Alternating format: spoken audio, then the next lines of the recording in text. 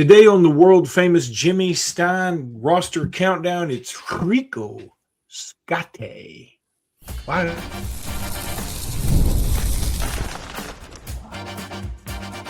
You are Locked On Bama, your daily podcast on the Alabama Crimson Tide, part of the Locked On Podcast Network, your team every day. Hey, everybody, and welcome back into Locked On Bama, HSA Radio Network's Luke Robinson. That's me. Alabama internet legend Jimmy Stein. That's him. This episode is brought to you by Mazda. We'll talk about Mazda in just a little bit. I want to thank you every day for joining us every day because you make Locked On the number one sports podcast network there is, and that's something. That's a big deal. Jimmy, we're going to talk about some other sports a little bit later on. Big weekend for Alabama sports, baseball, softball, basketball, the whole, even women's basketball. Like they play Oklahoma on Sunday. It's kind of a big deal. We're going to talk a little bit about Courtney Morgan. He opened up a little. That's cool. Talk a little bit about the number one prospect in Alabama committing to Auburn, and is that a big deal for Alabama? We'll see. But let's go ahead and talk about the roster countdown with Rico Scott. I don't know why we haven't done that more often. God, that is great. I think it is pretty good. You kind of impressed me with that. That's good because obviously, people from our generation know that song really well, and younger people are like, what the heck are they doing? But Rico is a good football player. I'm very happy he's back. I was concerned he would transfer out because I'm sure he's a little frustrated over not playing a bigger role. That bigger role could easily be coming. He's a solid candidate to be wide receiver 3. I think wide receiver 1 and 2 are spoken for with Hollywood and Lottie. I think there's your 1 and 2. But who could be wide receiver 3? That's a significant role. It could be Rico. It could be Noah Rogers. It could be Derek Meadows. The wild card is Donivan Morgan, who I think will be a good fit as wide receiver 3. But Rico, physical, here's the path. I hope Rico's listening. Here's the path to get to winning that wide receiver 3 role. Lottie and Ryan are going to get most of the targets and the receptions if they're healthy. I think we know that. But so the path to be wide receiver 3, in my mind, blocking. Be a physical presence out on the edge. Be the best blocker of the other 4. The other 4 guys that are trying to become wide receiver 3, that will all be in the first team rotation. They're all 6 of them are playing. All the guys I mentioned, they're playing. But I think the guy that ends up being wide receiver 3 will be the guy that proves to be the best blocker. That could easily be Rico, who's got a ton of potential there. Big physical dude. I mean, he's not the biggest guy. He's not, people aren't going to call Rico big like Donivan Morgan's big, but Rico is just ripped up. I mean, he looks like a linebacker, but real talented kid. If you look at his numbers, Luke, I mean, last year, 11 catches for 98 yards and 2 touchdowns. The touchdowns were against Florida State and Tennessee. I mean, so the significant plays in significant games. And 11 catches for 98 yards, that sounds like one good game. The problem is it's spread out over 15. He just didn't get a lot of targets, didn't get a lot of receptions. His freshman year, in which he redshirted, he caught 5 balls and caught a touchdown that year too. He's good when he's given the chance. He just needs more chances. I like this kid a lot. And again, I think a great, strong candidate to be wide receiver 3 behind the 2 stars, Hollywood and Lottie. And let's not forget, the staff likes him enough to have convinced him to come back out of the portal. I think that's a positive. If the staff re-recruits you, I think that says a lot about what they think about you. Now, we're going to talk about a lot of that in the next segment with Courtney. Yeah. So the other thing, when you mentioned the blocking, I think that's always the way with a guy like, okay, if you have Amari or Julio or some Devontae, wide receivers we know by the first name. But Devontae may even be a bad case. Let's go with Julio. I think he's the best case. That these guys come in and okay, this guy's different. Take him out of whatever thing you have to let wide receivers learn on the fly. I mean, he's different. Okay. Rico's really good. He's not different. He's not, that guy. Everybody loves to say he's that guy. He's not 6'4", and he's not a 4'3" guy. So to set yourself apart from the group when if you're going to Alabama, you have a lot of dudes that were that dude on their high school team, but they get to Alabama and they're just a dude. They're not that dude. So then I think the ones that perform best are the ones that figure out, okay, I'm not going to get 100 catches, 80 catches, 70 catches, 40 catches. I'm going to get 11 catches and bide my time. But in that time, until I get more around 40 catches, I need to be the best blocker I can be. I need to be the best teammate I can be. I need to be the best rah-rah guy. I need to pick players up. I need to do whatever it takes. And to me, those are the players that make it. Those are the ones that end up sticking it out at one school, at least till they're seniors or transfer maybe when they graduate or whatever. But those are the ones that figure it out. I mean, obviously the best case ever is Jalen Hurts. He figured it out the hard way, but he always did. And that's what separates him. And that's why he's such an awesome dude. And I think Rico can be that dude too, in the sense that he's learned, okay, there's other things I got to do first. And once I get those down, the catches will come. Yeah, absolutely. And, he reminds me of, and I think we both said this going back to the beginning, but, he's similar to John Mechie. I mean, in terms of, I think his makeup, his skill set, I think is sort of like Mech. And here's one thing that stood out about Mech the whole time he was here. Awesome blocker. I mean, he's really good in a physical presence outside. I think that's what Rico can bring to the table. Ryan likely to move on to the NFL. Rico have more of an opportunity to be a top 1 or 2 guy maybe in 2027. But heck, if you're the third receiver at Alabama, you're going to catch quite a few. But if you're wide receiver 3, you're going to catch quite a few balls. I think all 6 of these guys are going to actually contribute and catch balls. It's just obviously the 6th guy is going to catch fewer than the 3rd guy. But Rico, again, experienced, redshirt sophomore heading into year 3, knows the system, been here for all, he's been here since the beginning of DeBoer. He's heading into his year 3, just like DeBoer's heading into his year 3. So he knows the system. He knows the coaches. He's clearly comfortable here. Like you said, went into the portal and came out. I wasn't surprised when he entered the portal, but I was really happy when he came out. And we're going to talk about retaining the roster, which was a big part of the Courtney Morgan interview with Rivals that we're going to talk about.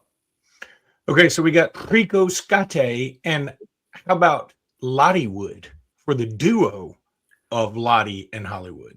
Lottie Wood. I like that. They come as a package now.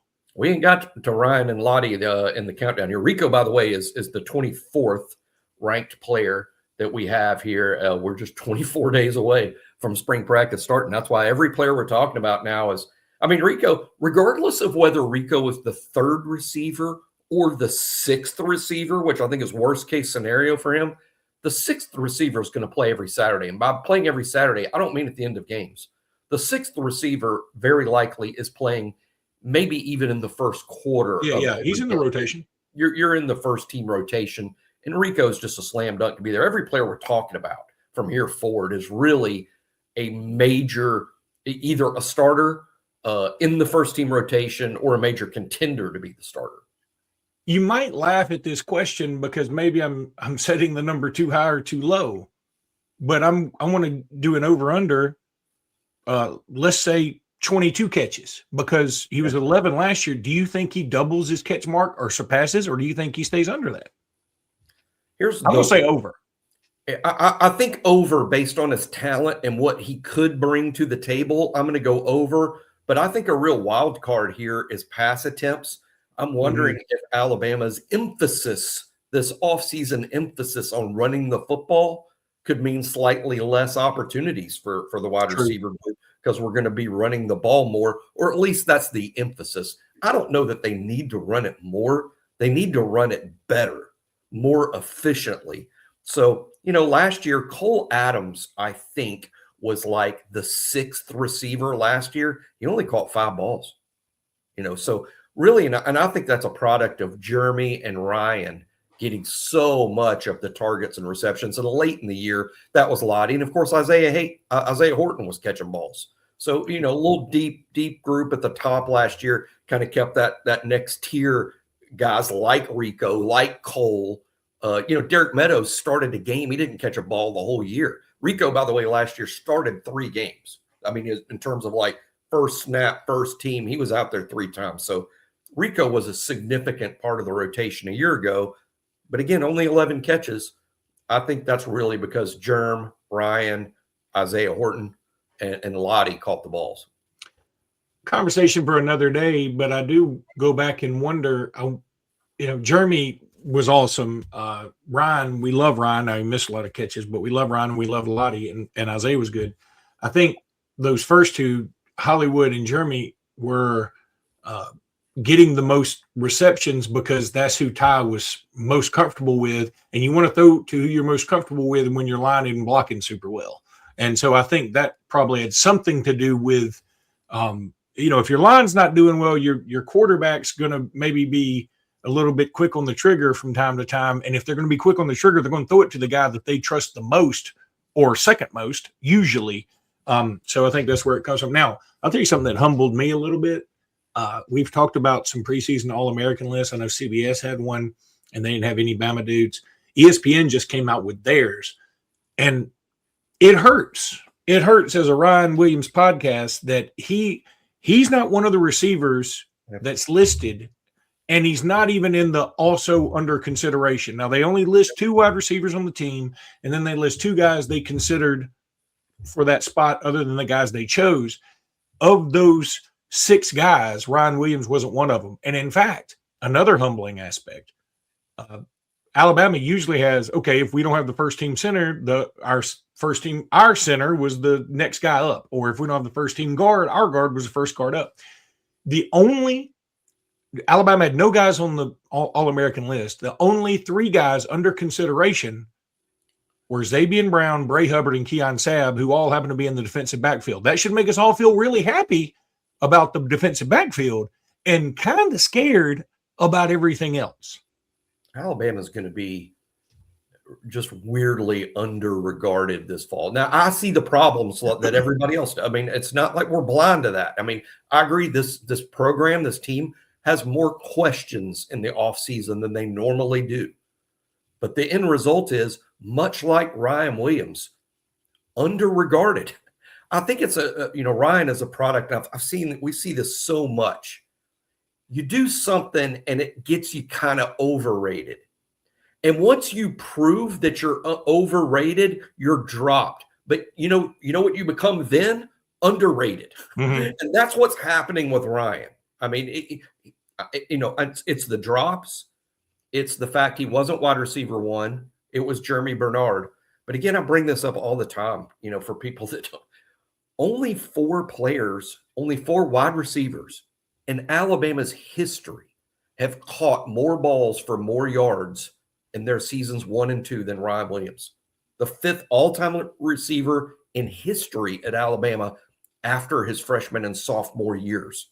And again, underrated. Who would have ever thought that term would apply to Ryan? But it is now. Well, it's like everything else. The pendulum swings, and the further it goes in one direction, it's going to come back that far in the other direction. That's just physics. So there you have it. There you have it. It is physics. Time to talk a little Indeed. Hiring isn't just about finding someone willing to take the job. It's about finding the right person with the right background who can actually help your business move forward.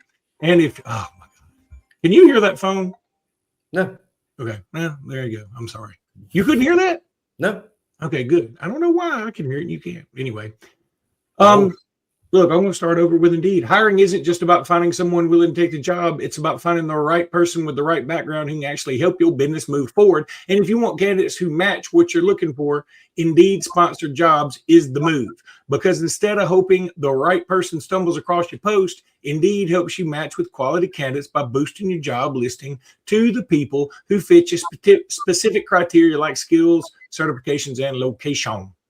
And here's a stat that's going to tell it all. In the minute I've been talking to you and that phone call came in, companies like yours made 27 hires on Indeed, according to Indeed data worldwide. So if you're hiring, spend less time searching and more time interviewing candidates who check all your boxes with Indeed sponsored jobs. Listeners, this show will get a $75 sponsored job credit to help you get your job the premium status it deserves. at Indeed.com/podcast. That's Indeed.com/podcast. Terms and conditions apply because they apply to everything. Hiring, do it the right way, sucker. With Indeed, man. Come on. FanDuel. FanDuel. The Winter Games are officially here, and if you're anything like us, you're locking in for the events you only get to see on the biggest stage every 4 years, and that's why following the Winter Games on FanDuel just makes sense. From medal counts to individual events to finding your angle on the sports you care the most about, FanDuel gives you more ways to stay connected and in the action. The drama of curling, for example, matches that start slow and somehow get intense fast, a lot of fun to watch with your friends. And you can play along with FanDuel. The Winter Games are on, and there's no better way to follow them than with FanDuel. Because at FanDuel, Jimmy, you can play your game. He guarantees it. So we're going to talk about Courtney Morgan opening up a little bit about strategy. But did want to mention, is it Donivan Moore? Is that how you say it? Or Donovan? To my knowledge, Donivan Moore. Yeah. Okay, Donovan. All right, it's just a unique way to spell it. I think he spells it different. Okay, so he is committed to Auburn. Number one player in the state for next year. Kudos to Auburn. Kudos to the staff. I saw one of the Auburn moderators sort of taking a victory lap, like, oh, Alex Golesh barely been here. He's already got the number one player in the state. He was always going to Auburn. They could have put Pat Dye's casket up there and he'd commit to Auburn. They don't care. Donivan Moore was going to Auburn, and that's okay. And kudos. I mean, I think it's great Alex Golesh got him for him. Super. It's not like some big victory. Yes, you want to have him. Don't get me wrong. Definitely. Yeah, Alabama would like to have him. They beat everybody out for him. He was going there anyway. Yeah, Alabama would like to have him. I'm sure he's a really good SEC defensive line prospect, but he grew up an Auburn fan and an Auburn family. And, you know, if you think about it, when you grow up an Auburn fan or even grow up an Alabama fan, if you're really, really a fan, then Alabama is the rival school. You know, that's the other school.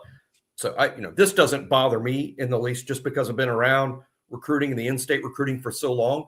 This doesn't really happen a ton because even a lot of kids that grow up, even Alabama fans, like, well, I'll give Auburn a listen. Donivan Moore did go to Tuscaloosa at least once, I'm aware of. But now this kid was just always going to go to Auburn, and that's fine. This is what happens when you share a state with another SEC program. There's some excitement over there with the new coach. And, hey, all that matters, you know, I think Fran is the first person to said this in terms of saying it where I remember it. But I remember Fran saying this, and it's so true. Recruiting is not about who they get. It's about who you get. All that matters is how's Alabama's defensive line class going to look like. And, of course, it's way too early to know that for sure. But I sure like the defensive line haul they signed last year. Those 5 guys, Matthews, Wilson, Corey Howard, Franklin, Maury Johnson. Hey, do that again. Do that again. Well, here's the thing. It's important to mention it because it is number one player in the state. And again, I'm not trying to. By the way, prediction. You will not end the cycle the number one player in the state. I'm just predicting. I'm not being sour grapes. I'm not. That's nothing. Who do you think will? He won't be number one. Who do you think will? I think he'll be number one. Yeah. Gunnar Rivers. That's fair. And I think Gunnar Rivers is looking more and more like NC State, right? Which is, I mean, we'll see. I mean, I mean that's always been very possible because of Dad, but we'll see. I think he could have a huge spring on this camp circuit. That's where I think things could really change for him. So, bottom line for the Aubs who hate watch, we aren't putting Donivan Moore down. Really good player. I mean, he played against Benjamin Russell, my hometown school, and I know the guys, they're Auburn fans, but I know the guys who called the games from Benjamin Russell, and they were like, yeah, he was impressive. He was good. But at the same, he's not Reggie White, which is okay. I mean, he's not in my opinion, he's not a 5-star. No, he's like the number 72 player in the country, which is warranted, which means he's a good player, which means I would take him every single year. But at the same time, the only thing I didn't like, I was like, hey, that's great, you got him. But then it's like a victory lap of, well, we took him instead of you got. Alabama wasn't going to get him. It was going to take a modern-day miracle for Alabama to get him, and that's okay too. So Alabama didn't get him. I've seen some Alabama fans go, why didn't we get – because he was always going to Auburn. They weren't going to let him not go there, and he wasn't going to not go there. So it's okay. But Courtney Morgan, he opened up a little bit, talked a little bit about, the roster retention stuff, and just explain what he talked about, Jimmy.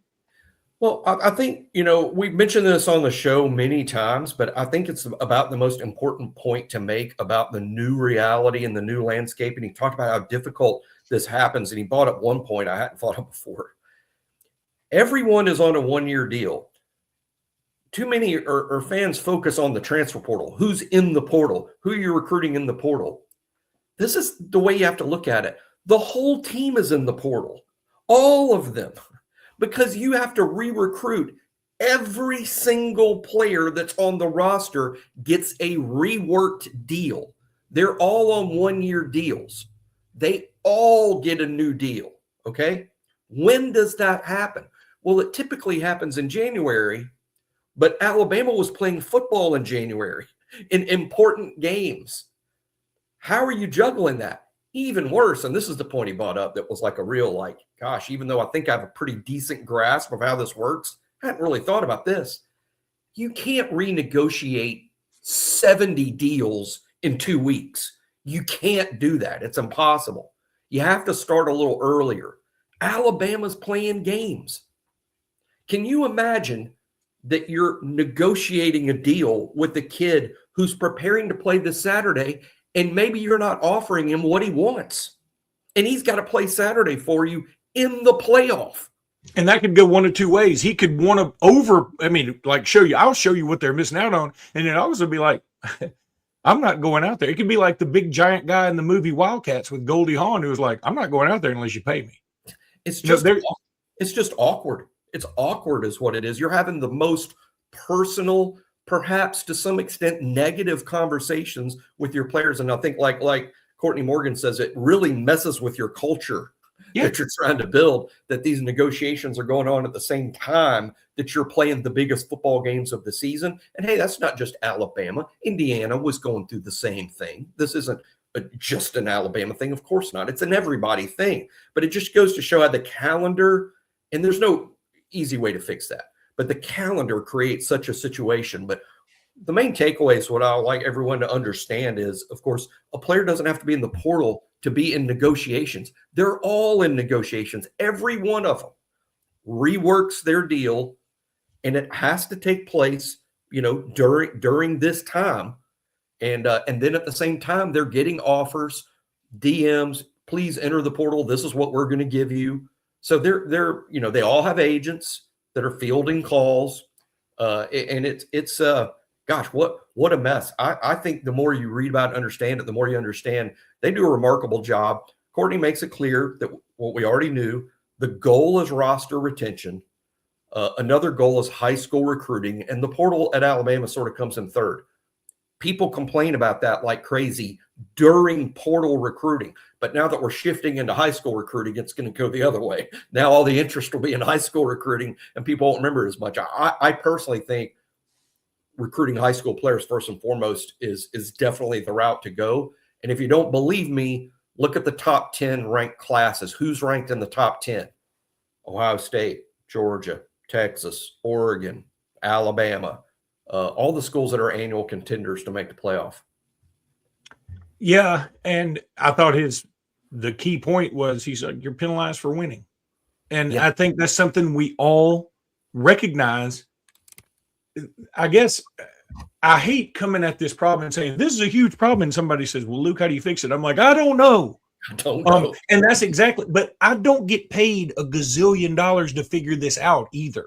Now, somebody's going to tell me every solution I would give is something like, okay, well, you move this back. And I go like, well, the school semester starts here. And my argument to that would be, are we really factoring in school much anymore? I mean, I'm not trying to be sarcastic or facetious here. I mean, how about this? This shows everything that's wrong with college football is right here. In the Trinidad Chambliss case yesterday, and before he delivered his order allowing Chambliss to play, the judge in the Chambliss case says about school, he's like, Carson Beck, the quarterback at Miami, he hasn't gone to class in 2 years. We all know what Carson Beck's quote was. It's not true. It's not true. Of course, Carson Beck was enrolled. of course he was signed up for classes at Miami. He wasn't not in school. But the judge would have no reason to know that, in the sense that how would the judge even be aware of Carson Beck? He's listening to the Trinidad Chambliss case. The point is, all these stories get out there. And then the decision makers who are deciding things like, is Ole Miss going to be a top 10 football team next year? Is Ole Miss going to be relevant? Yeah, he thinks Carson Beck didn't go to school for 2 years. Well, another thing that just bothered me so much from this, the judge practically cried. If he didn't actually cry, but he practically cried yesterday in this thing. And Alabama's the worst school in history because of Charles Bediako. Trinidad Chambliss going to Ole Miss is 100 times bigger a deal than Charles Bediako playing for Alabama. He could win the Heisman and deliver Ole Miss. It ain't close. It ain't close. Now, you want to say, well, but there's still some kind of verbiage and blah, blah, blah, blah. I'm trying to say what's good for the sport. Now, if you're going to let Trinidad Chambliss play and not let Charles Bediako play, I'm like, I don't think anybody's on the same wavelength about any of this, so we need to start over. But whatever. I'm not going to go down that rabbit hole again. It just pisses me off.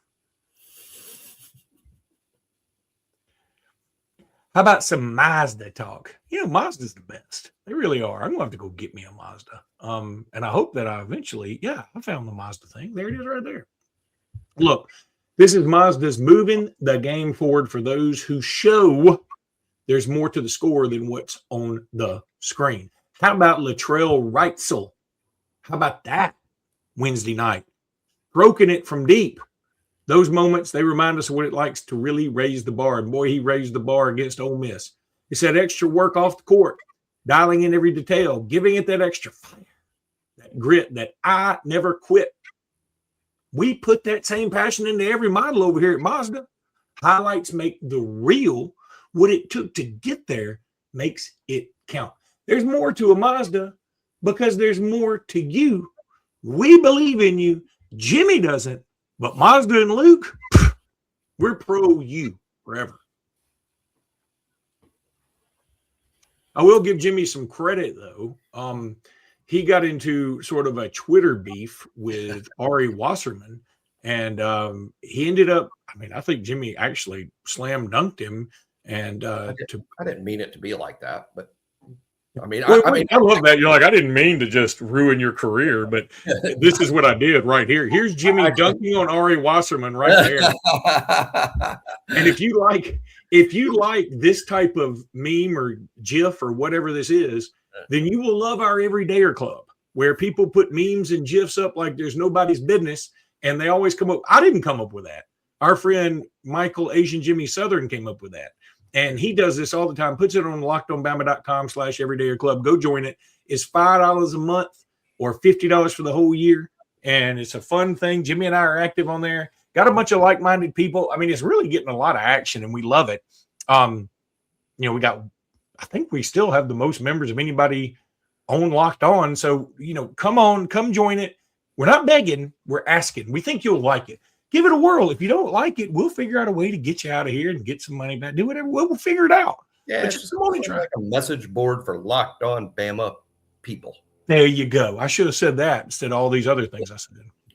And I didn't mean to. I don't dislike Ari Wasserman at all. I think he's actually a really smart guy. I think the point is, this is a difficult, we were arguing about scheduling and what's the smartest way to schedule. And he was taking shots at Alabama over potentially canceling the Ohio State game. But that's something me and Luke have talked about for a long time now in terms of what we think is a smarter way to schedule. And because we want to schedule smartly. Alabama doesn't have to schedule in a way that's good for college football. Alabama has to schedule in a way that's good for Alabama. And what we're trying to do is get to the playoff. Why did he kill Ohio State? Why did he get on their butt? Is fighting Alabama over this either, by the way. And again, my point to him is, hey, if a school is determining that our best path to the playoff is scheduling, more group of 5 teams, then why are you just picking on one school for that? Because a lot of schools do this. And it's not Alabama's job. But I think what it really boils down to, not in terms of Ari in particular, Luke, but what I think it boils down to is people that aren't Alabama fans, they want Alabama to run the marathon uphill. while everyone else has flat ground. They want Alabama's schedule to be harder because they would like to see Alabama lose. Here's the other thing. I sort of get it. I get that. Fair. It's the same way with people with the Cowboys and the Lakers and the Celtics and the Yankees and all that stuff. We get it, okay? But let's say this. Do you think Alabama and Ohio State scheduled a home and home, or Alabama and Notre Dame scheduled a home and home just so they could get close to it and then cancel it? No, Alabama was trailblazing this thing. And instead of everybody going, hey, man, thanks for this, they should be mad at people like the Big Ten commissioner who said, yeah, we don't really need to play another tough out-of-conference game. We're good. We got it where we want it. College football playoff committee. Yeah. Be mad at the college football committee. They don't punish teams for their light schedule nor reward teams for their tough schedule. Ari says they do. That's where we have he and I, yeah. That's where we have a I disagree, but I'm willing to hear it out. In terms of like how the committee is factoring in strength of schedule. He says they do. I say they do, but it's not enough. It's minimal. Yeah, and that's where we're in his mind, they do strength of schedule because all the 10-2 teams. Okay, everybody's 10-2. Who's played the toughest schedule between everybody's 10-2? I say no. I think a 9-3 team should be above a 10-2 team. And maybe even an 8-4 team should be above a 10-2 team in some circumstances. But I realize that, hey, if everybody's got the same record, who's played the toughest schedule? Yeah, okay, they do that. But of course they do that. I think they should factor it even more by truly encouraging teams. Like the basketball committee invites teams to the tournament in a way that makes everyone's schedule November and December tough. College basketball is entertaining in November and December. Everybody's playing tough games because the committee will reward you for that in March. Football just doesn't have that. Here's one thing that I just thought of, if you want to go down a rabbit hole in this. But the difference in scheduling tough games in basketball and tough games in football, I think when you schedule more tough games in football, it has a much more lingering effect in terms of tiredness than basketball does. Like you can play some this Alabama team's been tired at times. This Auburn team that has played a tough schedule, they've been tired at times. But I think you can recover quicker. Like if you play Texas and Ohio State and then a 9-game SEC schedule in football, that's a lot worse than playing Duke, UConn, North Carolina. It's not apples to apples. It's not. Well, but what I would hope the committee would do is realize that when Texas loses to Ohio State in the first game of the year, and now they have a loss, that could have been a win for them. It's not like they don't count it. They could have scheduled a win. They could have scheduled a win, and they chose to play at Ohio State. Were they rewarded for that? No. And Texas was really kept out because they lost that Florida game they shouldn't have. I get that. But you know what? Maybe they lost to Florida because playing Ohio State instead of Florida International, they're tired by the time they get to Florida. There's a cumulative effect to playing a tough schedule that adds up all the bumps and the bruises of playing against a big boy. So it's all interesting. I didn't mean it in a way to, I'm in some, I don't respect. You dunked on him. I mean, I've never dunked any. I've never dunked. I'm 5'8". You dunked right on Ari Wasserman's head. You dunked. I have photographic evidence. This is my first dunk then. This is my first one. Really quickly now because we ran out of time, but so baseball starts today, Washington State, right? Washington State baseball season opener, softball home opener, and the Easton Bash, and the gymnastics number 3 Alabama gymnastics team against number 8 Arkansas gymnastics, all going on at the same time today. All of these at the same place. Yes, softball at home, baseball at home, gymnastics at home, and then basketball tomorrow. Basketball tomorrow, women's basketball Sunday, softball team and baseball team will be playing all weekend. I got to take my daughter to a soccer tournament in Atlanta, but I wish I wasn't because, like, my wife's at Mardi Gras, so I would love to say, okay, I'm just going to Tuscaloosa this weekend. I mean, there'd be like softball, baseball, basketball, both days. I mean, be a ton of fun. But anyway, all right, that's going to do it for today's pod. We'll be back soon with more. Until then, roll tide, everybody. Roll tide.